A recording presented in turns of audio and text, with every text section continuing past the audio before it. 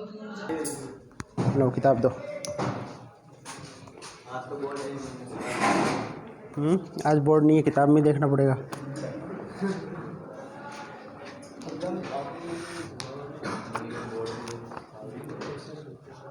तेरा पॉइंट एक का 10वां हो गया ना, 11वां।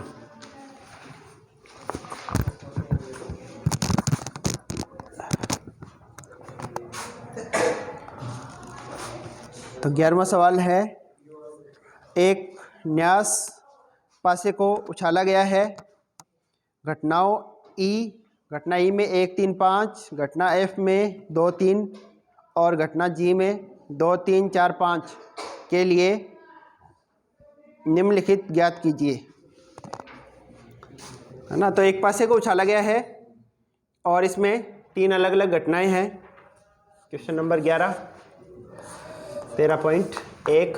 पासे को उछाला गया है तो प्रतिदर्श समष्टि में कुल घटनाएं एक तो क्या क्या होगा, 1 2 3 4 5 या 6, तो कुल 6 संभावनाएं हैं। घटना ई इसमें दे रखा है 1 3 5। घटना एफ में दे रखा है 2 3 और घटना जी में दे रखा है 2 3 4 5। तो इनके लिए निम्नलिखित ज्ञात कीजिए। पहला है अब इसका P E अपॉन F, इसका मान ज्ञात करो। और दूसरा इसी में है और P F अपॉन E। तो P E अपॉन F कैसे ज्ञात करोगे?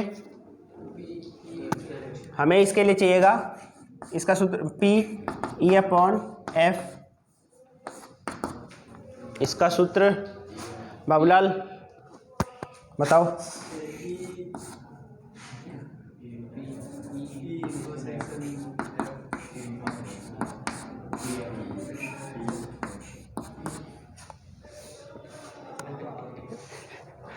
सूत्र याद नहीं होगा तो सवाल कैसे होगा?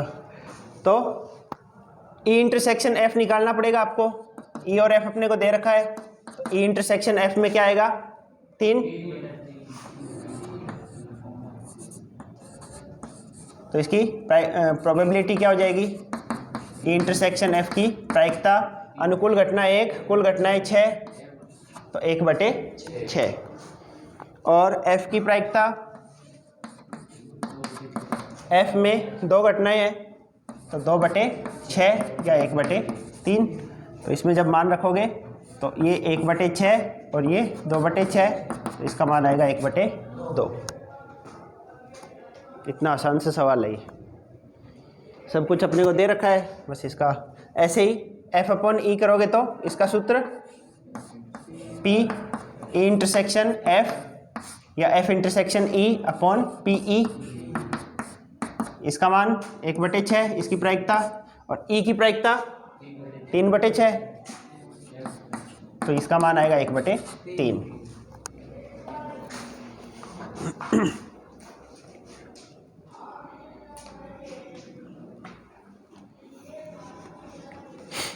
अब उतारने में टाइम लगाओगे तुम। कल भी 3 ही सवाल हो पाए थे उतारने के चक्कर में। या तो मैं इसका स्क्रीनशॉट भेज दूंगा आपको, क्वेश्चन किया हुआ।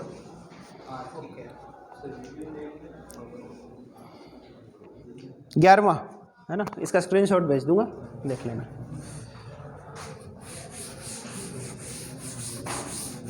फिर क्या 3 सवाल ही होंगे नहीं एक पीरियड में। फिर ये प्रश्नावली अब है इजी सी, इसमें अगर टाइम लगा दोगे तो 13.4 और 5 में थोड़ा टाइम लगेगा, तो उसके लिए टाइम बचाते हैं।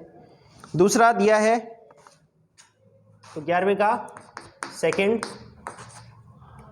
P E अपॉन G और P G अपॉन E का मान ज्ञात करो। तो P E अपॉन G, इसका सूत्र हो जाएगा E intersection G upon P G। E intersection G, तो E और G का इंटरसेक्शन करोगे तो क्या आएगा, देखो किताब में 3 और 5। E इंटरसेक्शन G में आएगा 3 और 5, तो इसकी प्रायिकता कितनी हो जाएगी? तो इसकी हो जाएगी 2/6 और जी की प्रायिकता 4/6, तो इसका मान आ जाएगा 2/4 या 1/2। ऐसे ही इसका दूसरा करना है, G/E। यशवर्धन। इसके बाद में 11वें का तीसरा,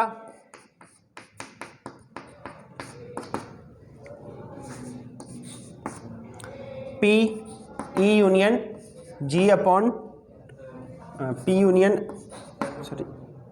F/G।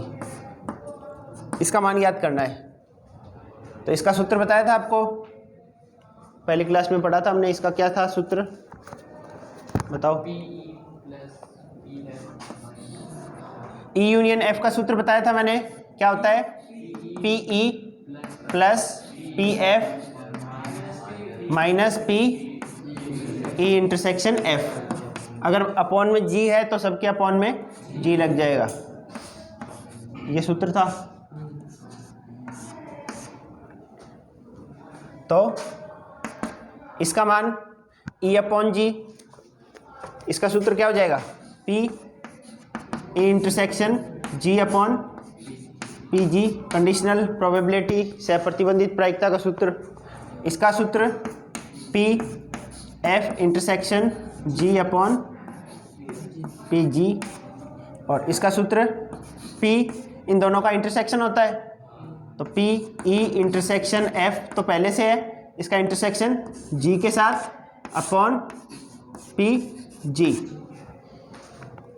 आया समझ में? अपॉन में जब भी दे दिया जाए तो कंडीशनल प्रोबेबिलिटी होता है, ये सह प्रतिबंधित प्रायिकता। तो E/G है तो इन दोनों का इंटरसेक्शन ऊपर लिखा जाता है, और बटे में जो नीचे दे रखा है उसकी प्रायिकता। तो यहाँ पे भी इन दोनों का इंटरसेक्शन और नीचे इसकी G की प्रायिकता। अब E इंटरसेक्शन G अभी निकाला था, इसकी प्रायिकता कितनी है? इसका वैसे पूरे का ही मान निकाल लिया था हमने, 1/2 आया था, तो इसकी जगह पूरे की जगह 1/2। और F/G, तो F इंटरसेक्शन G का मान क्या आएगा? देख लो, F आपको दे रखा है 2 3 और G में 2 3 4 5, तो F इंटरसेक्शन G में हमारे पास आएगा 2 3, तो इसकी प्रायिकता तो होगी 2/6 और G की प्रायिकता वही 4/6, तो ये भी वही 1/2 बन जाएगा। आगे करेंगे तब। माइनस इन तीनों का इंटरसेक्शन E F और G, तीनों में क्या कॉमन है? 3 तीनों में है ना, तो E intersection F intersection G इसमें आएगा 3, तो इसकी प्रायिकता कितनी हो जाएगी? 1/6 और G की प्रायिकता 4/6, यानी ये हो गया 1/2 प्लस ये भी 1/2 माइनस 1/4। ये तो 1 है, 1 में से 1/4 घटाओगे तो 3/4, तो इसका आंसर आएगा 3/4। यहाँ तक दिख रहा है ना? इसमें ये पूरा ही नहीं दिखा।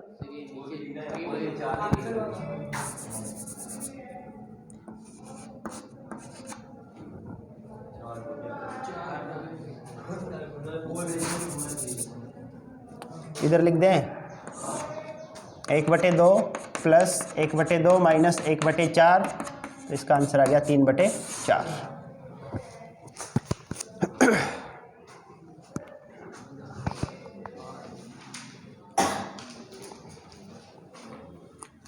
ठीक है, ऐसा ही इसका दूसरा है, E इंटरसेक्शन F/G का मान ज्ञात करना है।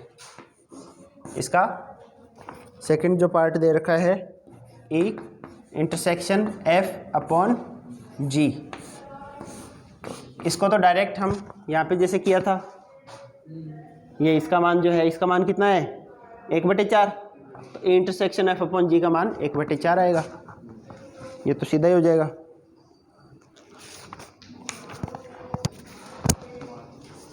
अब इसके बाद 12वां, मान ले कि जन्म लेने वाले बच्चे का लड़का या लड़की होना समसंभाव्य है। ये भेज दूंगा मैं, देख लेना।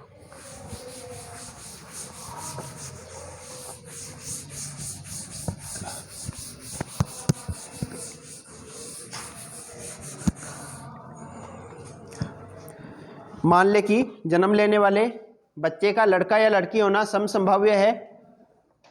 यदि किसी परिवार में 2 बच्चे हैं तो दोनों बच्चों के लड़की होने की सहप्रतिबंधित प्रायिकता क्या है? यदि यह दिया गया है, पहला सबसे छोटा बच्चा लड़की है। तो क्वेश्चन नंबर 12 का पहला 13.1 भी जन्म लेने वाले बच्चे का लड़का या लड़की होना समसंभाव्य है। मतलब प्रतिदर्श समष्टि जो बनेगी वो 2 बच्चे हैं तो 2 बच्चों की कुल 4 संभावनाएं बनती है। हो सकता है दोनों ही लड़के हों, बॉय बॉय, या फिर बॉय गर्ल, या गर्ल बॉय, या फिर दोनों ही लड़कियां हों। तो ये 4 संभावनाएं बनेगी प्रतिदर्श समष्टि में 2 बच्चों की। उसके बाद में यदि किसी परिवार में 2 बच्चे हैं, दोनों बच्चों के लड़की होने की सहप्रतिबंधित प्रायिकता, तो जिसकी प्रायिकता पूछी जाएगी वो तो हमारे लिए ई होगा, और जिसकी प्रायिकता दे रखी है उसको हम एफ मानेंगे। ये बताया था मैंने, जिसकी प्रायिकता दे रखी है वो एफ होगा हमेशा। तो प्रायिकता पूछी क्या है? दोनों बच्चों के लड़की होने की सहप्रतिबंधित प्रायिकता। तो दोनों बच्चों के लड़की होने की प्रायिकता,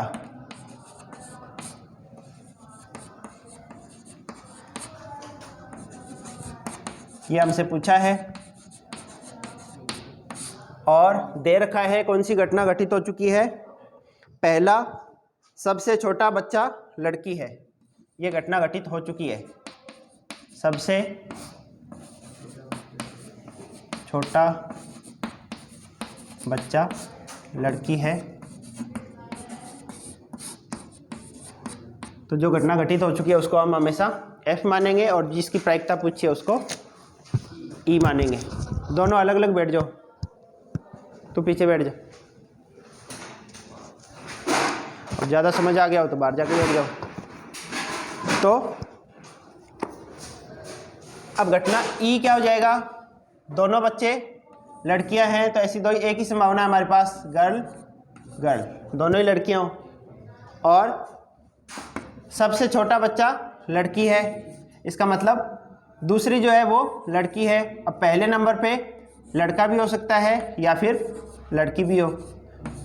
दूसरे नंबर पे जो सबसे छोटी बच्ची है वो लड़की है, तो दूसरे नंबर पे लड़की होनी चाहिए। पहले पे लड़का भी हो सकता है और लड़की भी। तो ये आपको ऐसे समझना है, ये घटना दे रखी है उसको हमेशा एफ लिखोगे, जो घटना पूछ रखी है प्रायिकता उसको ई लिखोगे, और हमेशा आपको ई अपॉन एफ का मान पूछा जाएगा। ये घटना घटित हो चुकी है और इस घटना की आपसे प्रायिकता पूछी जा रही है। तो इसके लिए हमें इंटरसेक्शन भी करना पड़ेगा। तो ई इंटरसेक्शन एफ, इसमें क्या आएगा? दोनों में दोनों ही लड़कियां। अब इनकी प्रायिकताएं क्या होगी? इसकी प्रायिकता 1/4, इसकी प्रायिकता इधर लिख देता हूँ, पी एफ बराबर 2/4 या 1/2, और इसकी प्रायिकता पी ई इंटरसेक्शन एफ बराबर 1/4। अब इसका मान आपको ज्ञात करना है, पी ई अपॉन एफ। तो इसका मान आएगा P E intersection F upon P F. ये सूत्र जानते हो, इंटरसेक्शन, इसका मान, इसकी प्रायिकता 1/4 और एफ की प्रायिकता भी इसकी 1/2/4, तो इसका मान आएगा 1/2। अगर दूसरी लड़की है तो दोनों बच्चियों के या दोनों बच्चों के लड़की होने की प्रायिकता 1/2। ये इसका आंसर होगा।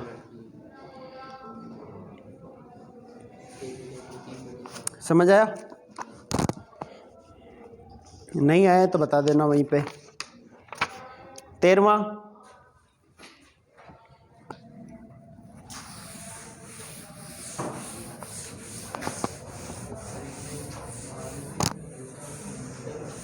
अच्छा, इसका दूसरा भी था। चलो, इसका दूसरा है 12वीं का, न्यूनतम एक बच्चा लड़की हो। ये घटना अपने को दे रखी है, घटना F। न्यूनतम एक बच्चा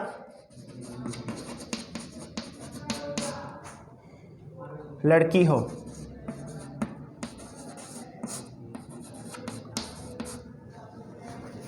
तो इस घटना में कम से कम एक लड़की होनी चाहिए, इसका मतलब ये है। तो इसमें क्या संभावना बन सकती है? गर्ल बॉय या बॉय गर्ल या गर्ल गर्ल। कम से कम एक लड़की होनी चाहिए या दोनों ही लड़कियां हों। तो 3 संभावनाएं बनती है। तो अब जब ई इंटरसेक्शन एफ करोगे आप, तो इसका मान क्या आएगा? घटना ई में क्या था? घटना ई हमें दे रखी थी, दोनों बच्चों के लड़की होने की प्रायिकता पूछ रखी थी हमसे। तो इन दोनों में जब कॉमन लोगे तो यही आएगा वापस। इसमें तो सेम ही है, बस इसकी प्रायिकता चेंज होगी। तो जब पी ई अपॉन एफ निकालोगे तो E intersection F upon P F. E intersection F, इसकी प्रायिकता तो 1/4, इसकी चेंज हो जाएगी। पहले 2/4 थी, अब 3/4 है। तो इसका आंसर आ जाएगा 1/3। इतना सा चेंज है।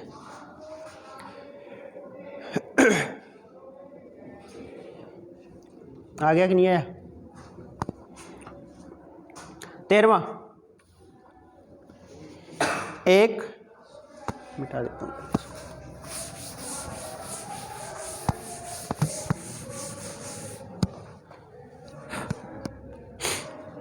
एक प्रशिक्षक के पास 300 सत्य असत्य प्रकार के आसान प्रश्न, 200 सत्य असत्य प्रकार के कठिन प्रश्न और 500 बहुविकल्पीय प्रकार के आसान प्रश्न और 400 बहुविकल्पीय प्रकार के कठिन प्रश्नों का संग्रह है।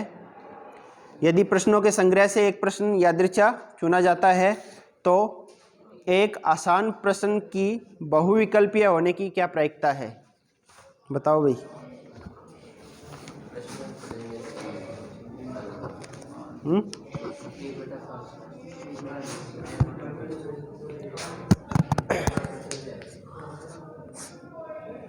क्या बोल रहे हो? आता है, क्यों नहीं है? नहीं, पेपर तो आप देखा नहीं है द्वार्षिक में कितना बड़ा बड़ा पेपर आ रहे थे, 3-3, 4-4 पेज का। और बोर्ड में तो और बड़ा पेपर आता है।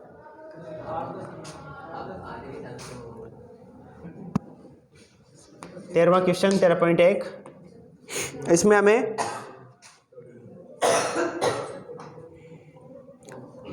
दो प्रकार के प्रश्नों का संग्रह है। एक तो सत्य असत्य वाले और एक बहुविकल्पीय।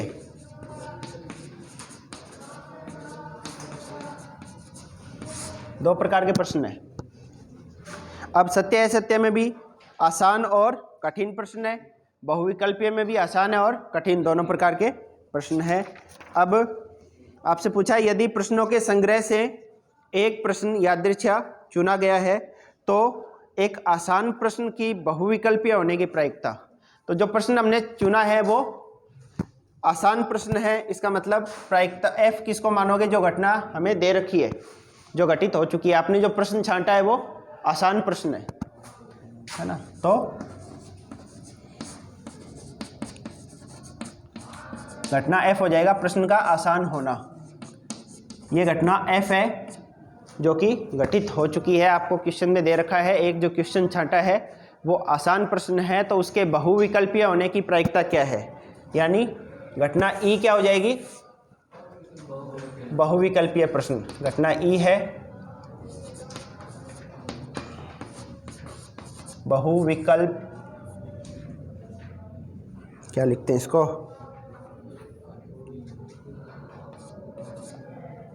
बहुविकल्पीय प्रश्न। तो पहले तो सबसे पहला काम है हमारा घटना ई और एफ क्या है, वो क्वेश्चन में आपको दे रखा है। अब प्रतिदर्श समष्टि के लिए हमें क्वेश्चन दिया है तो इसमें सत्य असत्य प्रकार के कितने क्वेश्चन है, इस तरफ प्रतिदर्श समष्टि लिख रहा हूँ मैं, सत्य असत्य वाले और फिर बहुविकल्प वाले।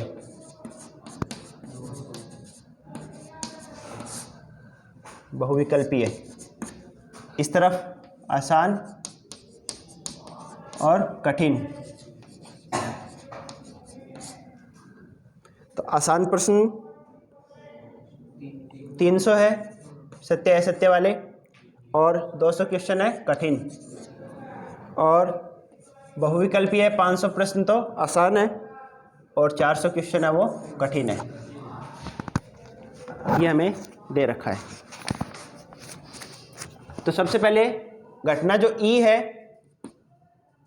इसमें सारे बहुविकल्पीय प्रश्न आएंगे, है ना। घटना ई है, जो प्रश्न हम चुन रहे हैं वो बहुविकल्पीय हो, तो बहुविकल्पीय प्रश्न कितने हैं टोटल 900, और कुल प्रश्नों की संख्या कितनी है,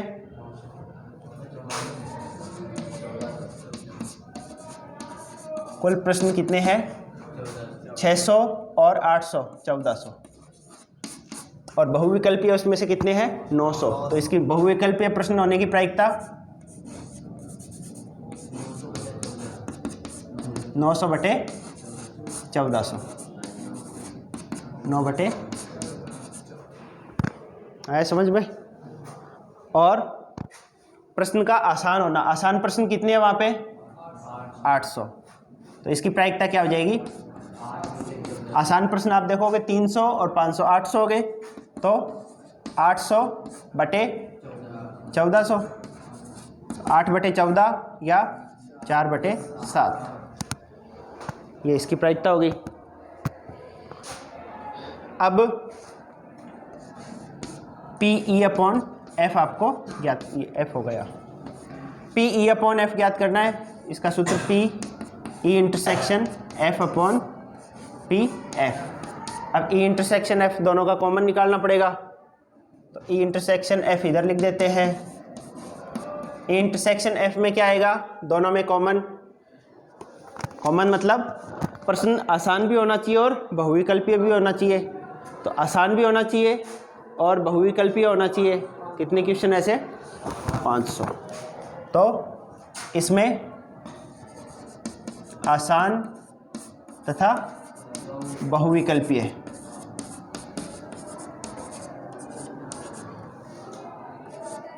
क्योंकि इसमें क्वेश्चन ज़्यादा है, इसकी प्रतिदर्श समष्टि हम सीधी नहीं बना सकते कि क्वेश्चन लिख नहीं सकते, तो इसको ऐसे ही करना पड़ेगा।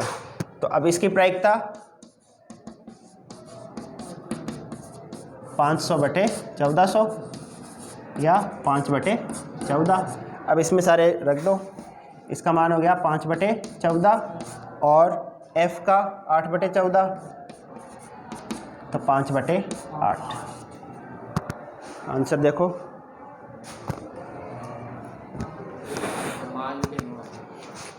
नो तो नहीं आएगा, नो कहाँ से, ई थोड़ी अपॉन में F है, आसान, नो तो नहीं आएगा। प्रश्न का आसान होना, आसान प्रश्न हमारे पास लिखा हुआ यही है ना, सही। सत्य असत्य प्रकार के 300 आसान है और 200 कठिन है, 500 आसान है और 400 कठिन है, यही होगा। 5 बटे 8 ही आएगा। 5 बटे 9 तो तब आएगा जब E/F में आता, और E/F में आने का मतलब क्वेश्चन जो है वो बहुविकल्पीय है, हाँ कर रखा है, करेक्शन कर रखा है, करेक्शन कर लेना। जो क्वेश्चन में हमें दिया है उसके अनुसार 5 बटे 8 ही आएगा इसका आंसर भी। आसान क्वेश्चन में देखो क्या दिया था इसने, तो एक आसान प्रश्न की बहुविकल्पीय होने की प्रायिकता, यानी कि आपको प्रश्न जो है वो आसान प्रश्न दे रखा है और उसका बहुविकल्पीय होने की क्या प्रायिकता, ये पूछा है। अब इसी को अगर ये ऐसे देता कि बहुविकल्पीय प्रश्न के आसान प्रश्न होने की प्रायिकता, तो फिर ये उल्टा हो जाता, फिर इसका आंसर 5 बटे 9 आता। तो इसलिए इसका आंसर 5/8 आएगा।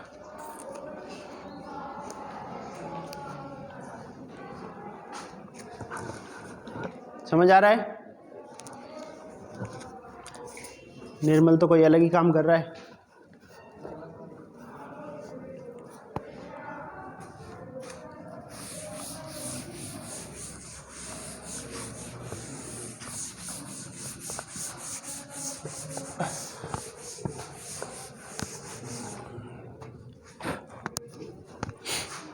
चौदहवां, यह दिया गया है कि दो पासों को फेंकने पर प्राप्त संख्याएं भिन्न भिन्न हैं।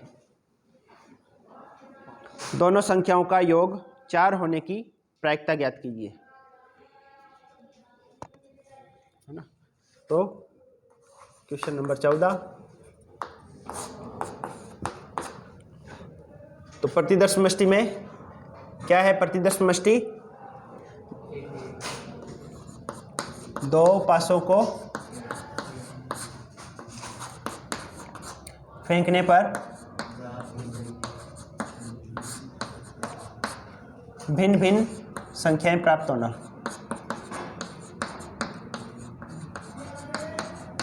तो इसमें कितनी संभावनाएं होगी बताओ? भिन्न भिन्न संख्याएं प्राप्त होना। 36 में तो समान संभावनाएं वाले भी आ जाएगा, उसमें 1-1 भी होता है, 2-2 भी होता है, 3-3 भी होता है, जबकि ये कह रहा है दोनों पासों पर संख्याएं एक जैसी नहीं होनी चाहिए, अलग अलग होनी चाहिए। तो 30 घटनाएं ऐसी होगी। 6 घटनाएं ऐसी होती है जहाँ पे दोनों पासों पे संख्याएं समान होती है। तो कुल 30 घटनाएं होगी ऐसी, है ना? NS = 30 ऐसे लिख देता हूँ। तो अब उसमें आगे दिया है दोनों संख्याओं का योग 4 होने की प्रायिकता।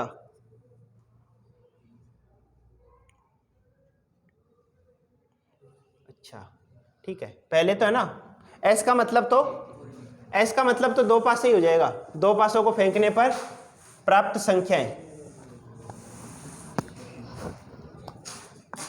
S का मतलब तो प्रतिदर्श समष्टि, दो पासों को फेंक रहे हैं तो कुल कितनी संभावनाएं बनती है? 36 बनती है, वो आएगा। अब घटना E और F से प्रतिबंधित प्रायिकता है, तो E और F क्या होगा? घटना F वो है जो घटना दे रखी है, इसने कहा पासे जब फेंक रहे हो ना तो भिन्न भिन्न संख्याएं प्राप्त हो रही है, तो ये घटना F है। तो दो पासों पर भिन्न भिन्न संख्याएं प्राप्त होना।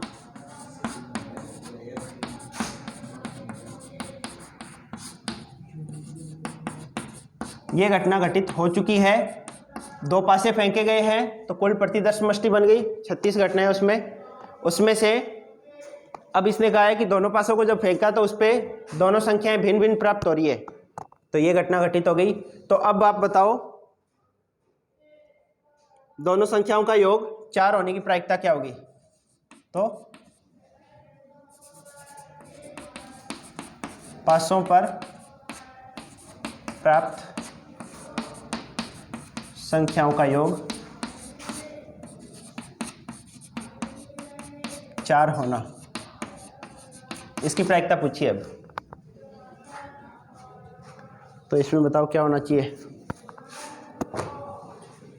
तो दो पासे उछाल रहे हो तो कुल इसमें 36 संभावनाएं बनेगी। NS = ये तो हो गया प्रतिदर्श समष्टि में कुल 36 संभावनाएं।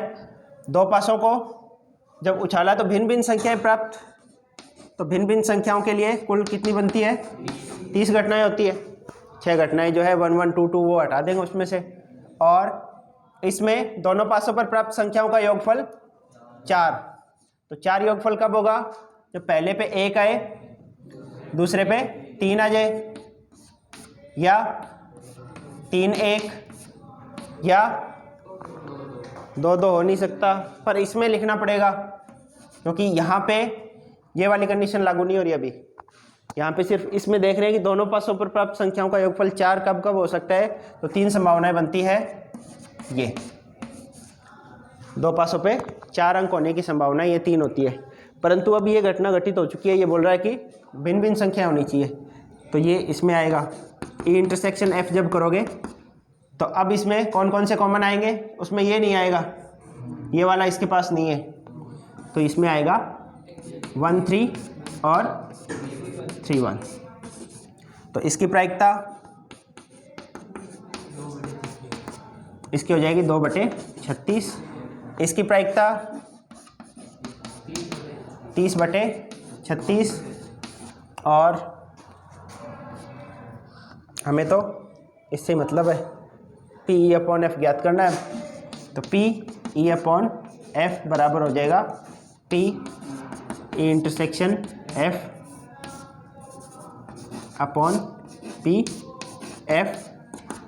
इसका मान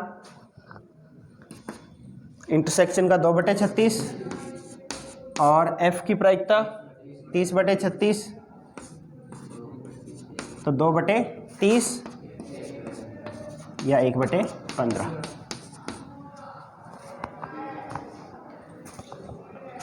यही है। तो ये पूरा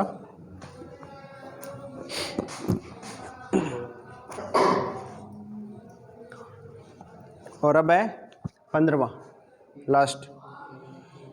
एक पासे को फेंकने के परीक्षण पर विचार कीजिए। यदि पासे पर प्रकट संख्या 3 का गुणज है तो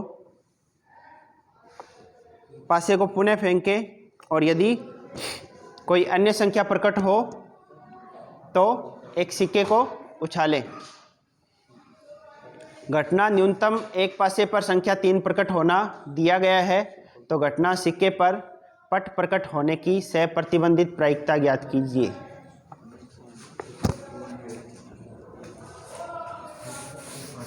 ऐसा ही एक आपके एग्जाम्पल दे रखा है, इस क्वेश्चन के जैसा ही है बिल्कुल।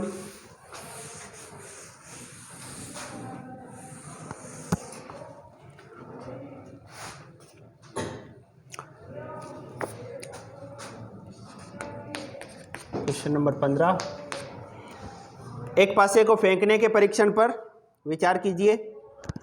यदि पासे पर प्रकट संख्या 3 का गुणज हो, यानी इसकी प्रतिदर्श समष्टि बनाने के लिए पासे को उछाल रहे हो, पासे पर अगर 3 का गुणज आ जाए, 3 या 6, तो हमें क्या करना होगा,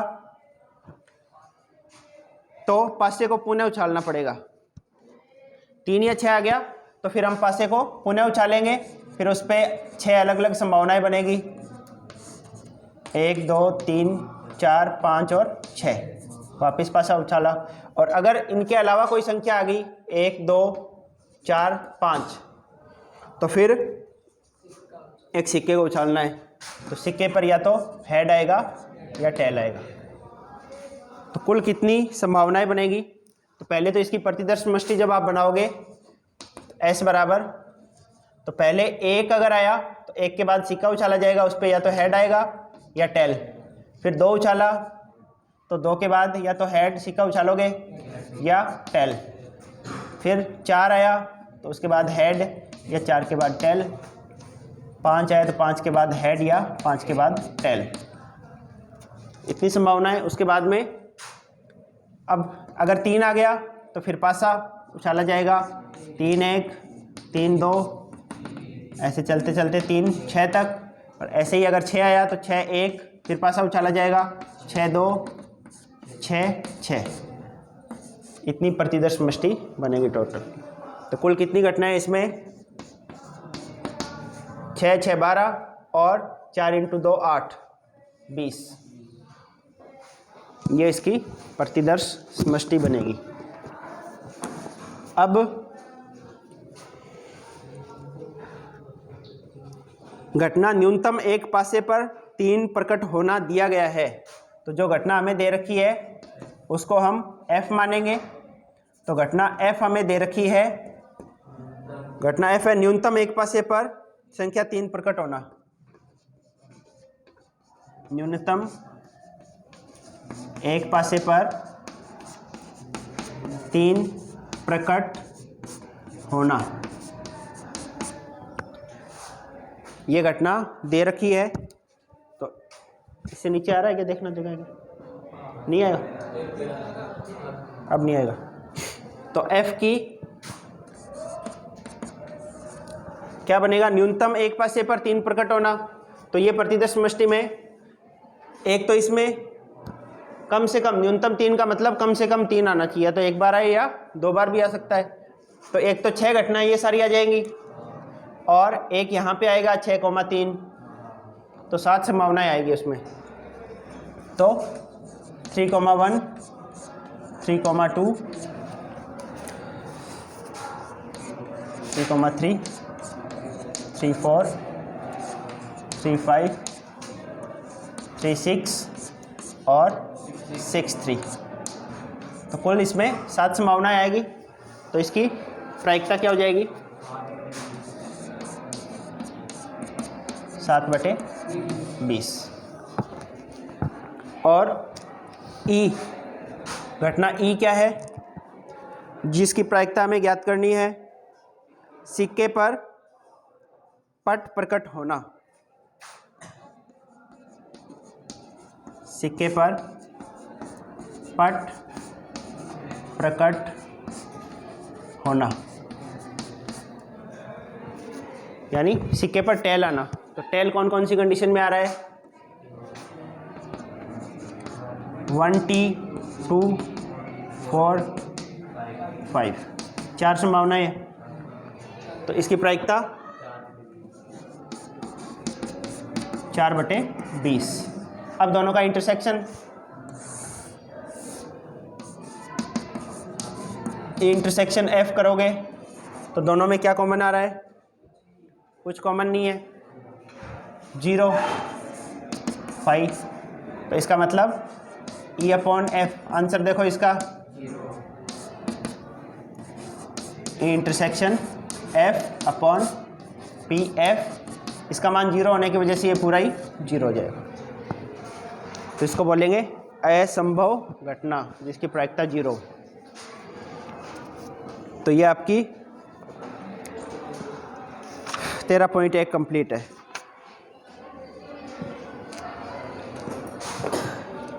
सॉल्व में क्या करोगे? PA बराबर 1/2, PB बराबर 0। तो PA/B